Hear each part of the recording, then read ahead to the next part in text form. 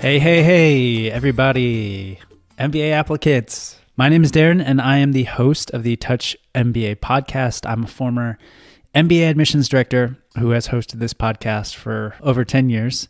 And in it, I try to give you guys the best admissions advice and tips I can to help you get into your target dream MBA programs. All right, so let's get started. I'm a pretty avid reader. I love books. And oftentimes a book I'm reading or a book that I have read will suddenly appear and inspire me to do an episode. And that's what I'm going to do this week. The book that I'm going to extract some great advice from is called Designing Your Life, Build the Perfect Career Step by Step by Bill Burnett and Dave Evans. Some of you may have heard of this book before. They are basically design professors who apply design thinking to building your life and building your career. That's the essence of the book. And I thought what I'd do in this episode is extract 3 key takeaways that I think can help you both as you design your life and as you apply to MBA programs. So each of these tips will have a double application to it. Before I get into the show, what we do at touchmba.com is help you with school selection, especially for international MBA programs, those top MBA programs outside the US. So if you're considering, top MBA programs in Europe, in Asia, in Canada, in Australia, etc., come to touchmba.com and we'd love to give you some free school selection help there. We'll score you on a 15-point scale so you know where you stand and how you can improve your profile and improve your chances to these top programs in the world. Okay? So all that you can find at touchmba.com. Now, in terms of an introduction and a bit of context for this book, I'll just get straight to the point. Their main thesis or argument is that a well-designed life is generative. It's not static. In other words, there's no final destination. There's no one solution where once you figure this problem out in your life, everything is going to be amazing. Or even getting into your dream MBA program. The authors would argue that's not going to solve all your problems. And I'd have to say, as someone who has done many different types of jobs and pursued many different types of careers, I would have to agree with that. Maybe your dream, well, this was not your dream, this was my dream, was to run my own business and live anywhere in the world, support myself, and help make an impact. That was my dream. That dream has mostly come true, I'd say, through this podcast and through my business, Touch MBA. But that didn't solve all my problems. Even though I was able to live in Vietnam and Colombia and the US and all these amazing places, I still am searching for the next thing. I'm still trying to design the next step, design my life, design my perfect life. So this journey, it never ends. This is kind of a key point of the book.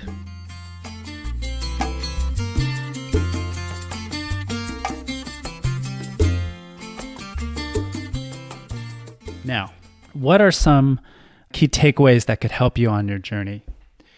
The first exercise that I really like from this book is what the authors call Odyssey plans.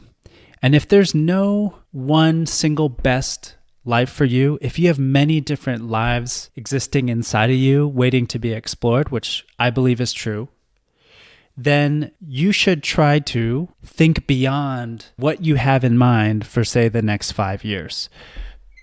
They suggest you map out 3 different lives. Life 1 is the thing you're doing. It's centered on what you've already got in mind, either your current life expanded forward or the hot idea you've been nursing for some time. This is the idea you already have. It's a good one and it deserves full attention. So that's life 1. Life 2 would be that thing you do if thing 1 were suddenly gone. Imagine that your life 1 idea is suddenly over, no longer an option. Then what would you do? Okay, so that's life 2. Life 3 would be the thing you'd do or the life you'd live if money or image were no object to you. If you knew you could make a decent living at it and you knew no one would laugh at you or think less of you for doing it, what would you do? I remember doing this exercise when I first bought this book. Gosh, man, when did I buy this book? 10 years ago? This was published in 2016, so almost 10 years ago.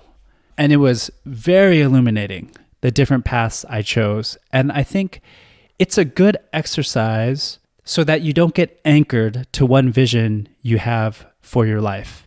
Many people thinking about MBAs, they're unsatisfied, right, with where they are, or they know they might want to be doing something else. Something is poking them and making them want to take the next step or change careers or whatever, right? So I think building out these 3 possible lives for the next 5 years is a really good exercise to always do, even once a year, just to get your brain thinking and looking for other opportunities. And it doesn't mean you have to pick life 2 or 3, but I think it's always good to give yourself some new ideas. So how would this apply to you MBA applicants?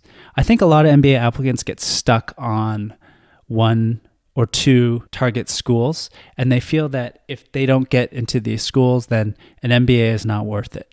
Usually, these schools are Harvard and Stanford, right? If I don't get into the 2 most reputable schools in the entire world, then an MBA is not worth it. And for some of you, maybe that's not Harvard and Stanford. Maybe it's INSEAD, maybe it's National University of Singapore, maybe it's UCLA, maybe it's Toronto Rotman, I don't know. But generally, I think most applicants have 1 or 2 dream schools when they start this process. Well, I would encourage you, especially in the school selection phase, to imagine that school no longer exists. What if Rotman didn't exist? What if NUS didn't exist? What if INSEAD didn't exist? What if ESA didn't exist?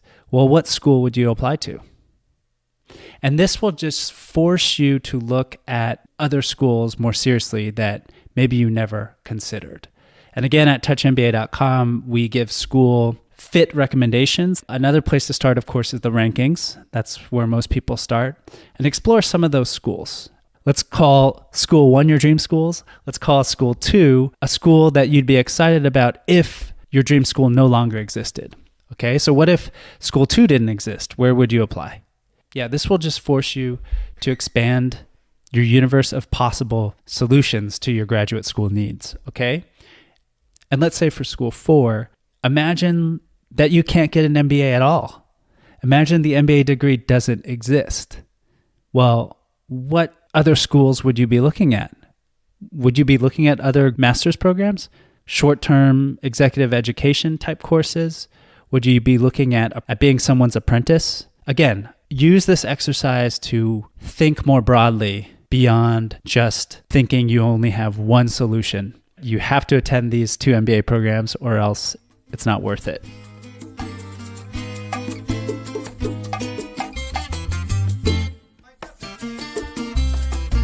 Tip number 2 is that building is thinking. That designers don't think their way forward, they build their way forward. How do they build their way forward? They basically prototype their ideas and get them out into the world. This idea that you can kind of think your way to a solution when you have never experienced that career or that type of life is counterproductive. And I get stuck in this so often. In fact, in my book, The Fail-Safe Solopreneur, I devote a whole chapter to this, that when you're in complex situations with many different possible ways forward, that you can't think your way out of that problem because you don't have the reference points to do so. You've never lived that life before. You never tried solving problems that way before. So what you need to do instead of insight is outsight, where you get new references. You talk to people who have solved the problem or who are living the life you want to live. You just basically do what the authors are saying here, which is prototype possible solutions. Now, what's the simplest prototype solution? It's a conversation, or what the authors describe as a life design interview, where you're genuinely curious about the life someone is living, and you ask them questions like, how did they get there? How did they get started? What is their day like? What do they enjoy the most from the job? What do they hate the most about the job, etc. And these types of conversations will help confirm or shatter certain assumptions you might have about that job or that type of life. So that's a very simple prototype you could start with. Another prototype is to, craft experiences. And of course, you guys know about internships. Maybe you shadow someone for a day or a week. Any way you can get closer to the actual experience. Again, to reveal your assumptions, fail forward if you have to, and learn from those experiences so you can build your ideal life. Now, how can you do this for schools? It's a point I've made ad nauseum on this podcast, but I really believe that you really need to talk to people who have gone through your target programs and ask them for their stories. Especially, for example, applicants who ended up getting into a certain MBA program, made a career change, and are now doing that type of career that you want to do. I think it's great to talk to recent MBA graduates about their journey and learn from them. Essentially, you're prototyping a potential, next 1 or 2 years at that MBA program and what to expect if you want to make the same sort of career change. And maybe through the conversation, you learn you don't even want to do that type of work anymore, right? That's a step forward as well. So again, these prototyping conversations are key. I've done 3 or 4 other podcasts on this topic that I will list in the show notes. One is one of my favorite MBA career books. It's called The 2-Hour Job Search by Steve Dalton. I'll link to that, as well as how to have, really effective coffee chats, essentially, with current MBA students and recent MBA graduates. A neat little mind trick that the authors encourage you to do is to not try to look for jobs, but to look for offers. Because when you're looking for a job, first of all, you've never done that job before in general, right? When you're switching functions or industries. So you're kind of faking it, right? In the interviews, in the application, etc. But if you can think of how you're looking for an offer instead of a job, an offer is more something you would be curious about and that you would really try to see if it's a good fit for you, right? So it's not just you jumping over a fence, it's you learning about what the offer entails and trying to line up, 4 or 5 really good offers that you could choose from. Now, how could this be applied to MBA programs? I think this probably applies most to the MBA interview part of the application, when the schools will ask you, well, do you have any questions for us? If you can approach those questions from this perspective of, okay, these are the 3 possible futures I have in my mind. These are kind of my goals post-MBA. Ask through how the program could possibly fit that vision you have, right? What you're doing is kind of sussing out the potential offer, the offer of that MBA program. Of course, if you get in, maybe you're going to talk about potential scholarships as well and see where you can get the best offer. So I just think this will encourage you guys to spread a wider net, and that's why I like this mindset. Okay?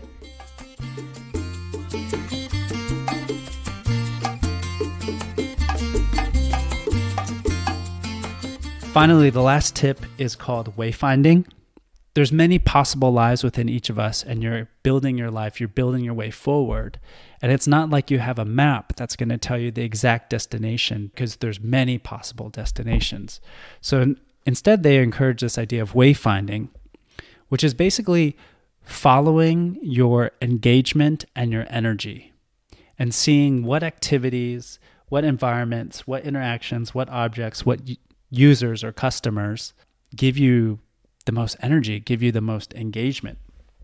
Oftentimes, they found from their experience that people who wanted to make a big career change, well, actually, they enjoyed certain parts of their current job as a civil engineer or as a public relations person, but they hated other parts of their job, which decreased their engagement and energy. And sometimes if you can get really granular about what things put you in the flow state, what things make you come alive, that you can even, switch jobs in your current company or maybe switch your work arrangement so that you can spend more time on those activities that really energize you, right?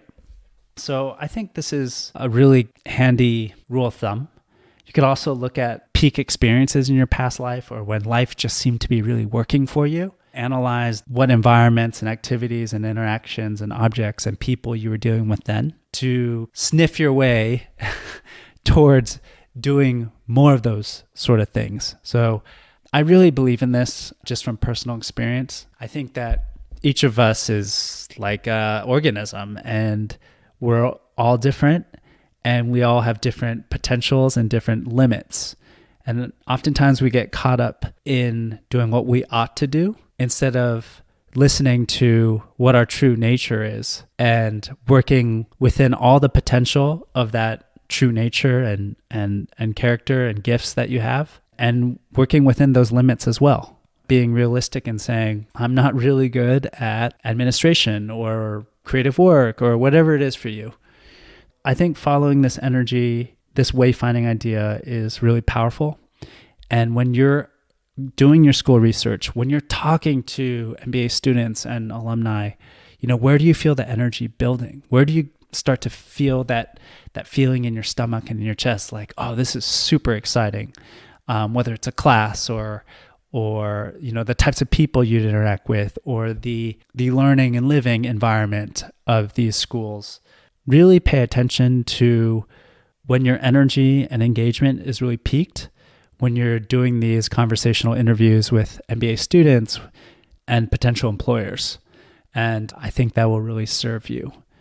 Okay, so again, 3 tips from designing your life. Tip number 1, build your Odyssey plans for not just for the next 5 years of your career, but for your target list of graduate programs. Number 2, remember that building is thinking. Try to quickly as possible prototype possible paths through conversations with people who are doing the work you want to do, or people who are attending or have attended the MBA programs you want to go to. Try to build in experiences to make it as real as possible. And of course, the number one way you could do that is visiting campus and attending class and being in the physical environment and the city and how that all feels to you. If you're not able to do that, well, how else can you creatively kind of prototype the experience of attending your target list of schools? And number 3, wayfind while you're doing all these things. When do you feel energized? When do you feel engaged? And try to get as granular as you can with those activities, those environments, those interactions, those objects, and those people that you're dealing with. And let that guide you to your next possible offers and your next possible MBA programs. Okay, thanks guys. Hope you took away something from this. Again, the book is Designing Your Life by Bill Burnett and Dave Evans. And I'll link to 3 or 4 other related podcasts to this topic in the show notes. Okay, take care, stay healthy, peace. Thanks for listening to the Touch MBA podcast. Remember, you can get free school selection help and a profile review at touchmba.com. You can also follow us on LinkedIn and Twitter. Just search for Touch MBA.